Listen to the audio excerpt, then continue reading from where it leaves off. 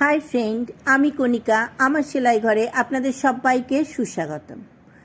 আমি গতকাল আপনাদের কুর্তির চেন লাগানো এবং গলা আর হাতের পটিটা মানে বগলের পটিটা কিভাবে সেলাই করতে হয় সেটা দেখিয়ে দিয়েছি।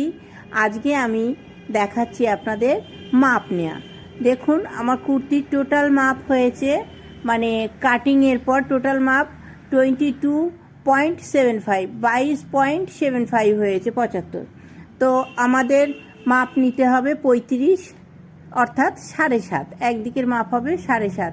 তো আমি আমার 22.25 থেকে 17.5 বাদ দিলে 5.25 হয়েছে। সেখানে আমি আড়াই করে দুদিকে বাদ দিলাম আর 0.25টা আমি লুজিং অ্যাড করলাম। আমি কাঁধ থেকে ঝুলটা ফিতে ধরে ঝুলটা নিয়ে নিলাম। আমার 14 এবং 15তে কোমর হচ্ছে। কোমরে আমার এসছে 19.75। কোমরের দুদিকে মানে কাটিংয়ের দুদিকের মাপ হচ্ছে 19.75। তো আমার কোমর আছে 32, তো আমাকে 16 নিতে হবে। সুতরাং আমাকে 3.5 ইঞ্চি বাদ দিতে হবে। তো আমি 3.5 ইঞ্চিতে 1.25 ইঞ্চি করে আমি করলাম, দাগ দিলাম। 1.25 ইঞ্চিতে আমি পয়েন্ট দিলাম। এইবার দেখুন, আমি হিপের ঝুল নিয়ে নিচ্ছি। আমাদের হিপের ঝুল আছে 19-এ। তো আমি কাঁধের সেলাই থেকেই ফিতে ধরে 19 নিলাম। কোমর যেরকম 14-15 নিয়েছিলাম, হিপের ঝুলটাও নিলাম 19। আর আমি 1 ইঞ্চি বাদ দিয়ে দিচ্ছি, 1 ইঞ্চি রেখে আমাদের হিপের সেলাই, কারণ ওই 1 ইঞ্চিটা আমি রাখছি সেলাইয়ের জন্য। তো দেখুন, আমি পুরো একদম দাগ করে নিচ্ছি। আমার সেলাইয়ের দাগটা আমি করে নিচ্ছি সুন্দর করে। হিপ থেকে কোমর অবধি আমি দাগটা করলাম। এবার কোমর থেকে আমি চেস্ট অবধি দাগটা করে নেব। আমি চেস্টের ঠিক 2 ইঞ্চি নিচে, বগলের থেকে 2 ইঞ্চি বা 1.5 ইঞ্চি নিচে থেকে আমি মাপটা নিয়েছি চেস্টের। ওই 2 ইঞ্চি একদম সোজা হবে। আপনি 2 রাখুন বা 1.5 রাখুন, ওইটা একদম সোজা হবে, ওটা কোনো দিকে বাঁকবে না। তো আমার একদিকের ড্রয়িং কমপ্লিট হয়ে গেল। আমি আর একদিকে নিয়ে নিচ্ছি। আর একদিকেও আমি ফিতে ধরে হিপের মাপ 19 ঝুল নিয়ে নিয়েছি। এবার সেখান থেকে আমি 1 ইঞ্চি রেখে পয়েন্ট করে নিয়েছি। এবার দেখুন, আমি সমস্ত পয়েন্টগুলো মিলিয়ে দিচ্ছি।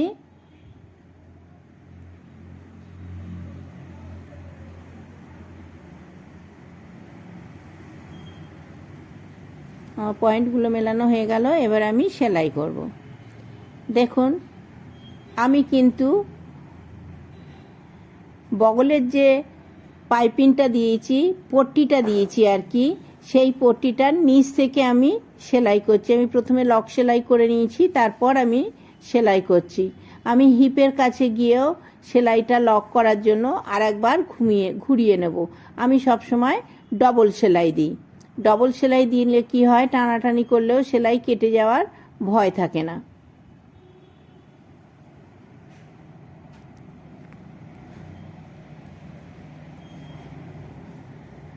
দেখুন আমি কিভাবে সেলাই করছি। একদম দুটো পার্ট যেন সমান সমান হয়, ছোট বড় যেন না হয় দুটো পার্ট।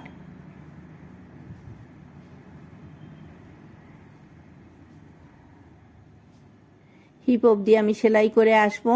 পুরো হিপের আমাদের যেখানে পয়েন্ট নেওয়া আছে সেই পয়েন্ট অবধি আমি পুরোটা সেলাই করে আসব। আর সেই পয়েন্ট থেকেই আমি আবার উল্টো দিকে ফিরে যাব।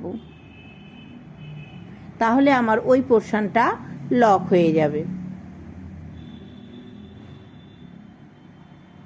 দেখুন, ওই পোর্শনটা আমার লক হয়ে গেল। ওখান থেকে আর খোলার ভয় থাকবে না।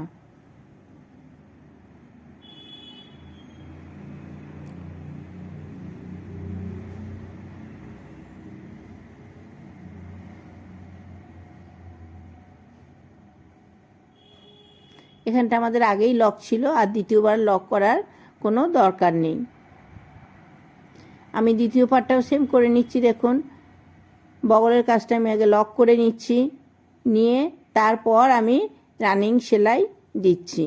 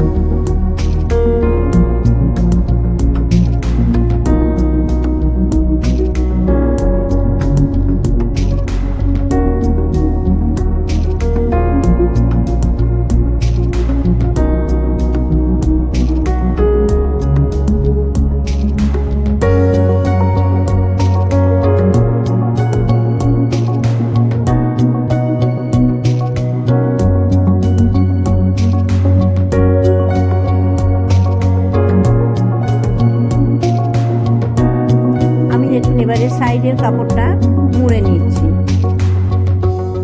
সাইডের কাপড়টা আমি দুভাঁজ করে মুড়ে নিলাম। মুড়ে নিয়ে এবার এটাকে আমি সেলাই করে নিচ্ছি।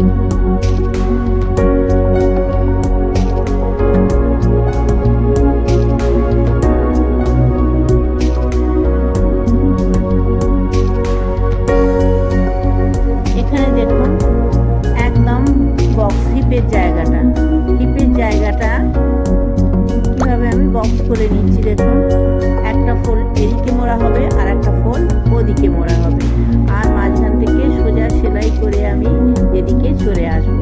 এই বক্সটা করলে সাইডটা দেখতে খুব সুন্দর হয়। এবার সোজা ভাঁজ করে আমি নিচের দিকে নেমে যাচ্ছি, কাপড়টা ভাঁজ করে নিচ্ছি, নিয়ে নিচের দিকে আবার চলে যাচ্ছি।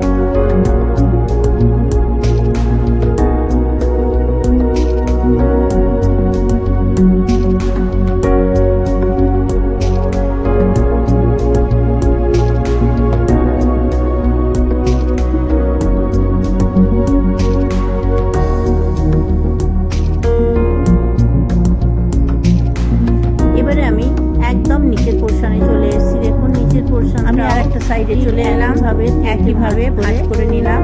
দেখুন বক্সটা আমি আরেকবার দেখিয়ে দিচ্ছি কিভাবে আমি বক্সটা সেলাই করছি।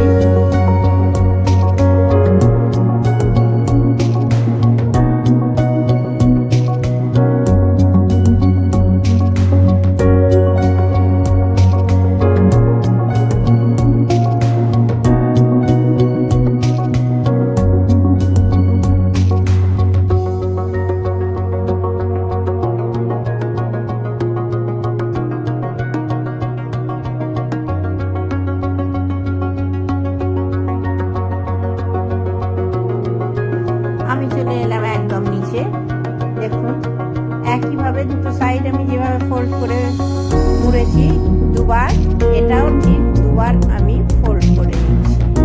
এখানে লক সেলাই দিতে হবে যাতে না সেলাইটা খুলে যায়। এটা আমাদের লাস্ট সেলাই। দেখুন কিভাবে লক করে নিলাম। এবার আমি এটাকে সিধে করে আনবো, একদম আবার শেষ প্রান্তে গিয়ে লক সেলাইটা দেব।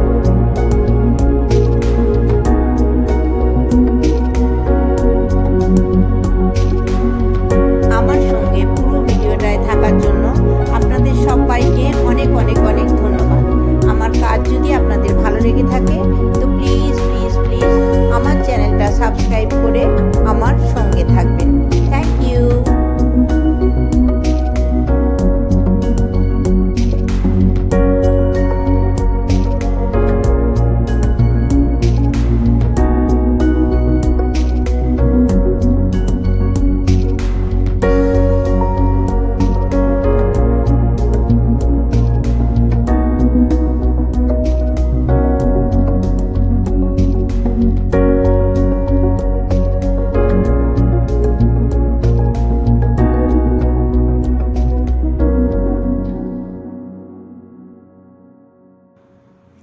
দ্বিতীয় পার্টটাও আমি একইভাবে ফোল্ড করে সেলাই করে নিচ্ছি।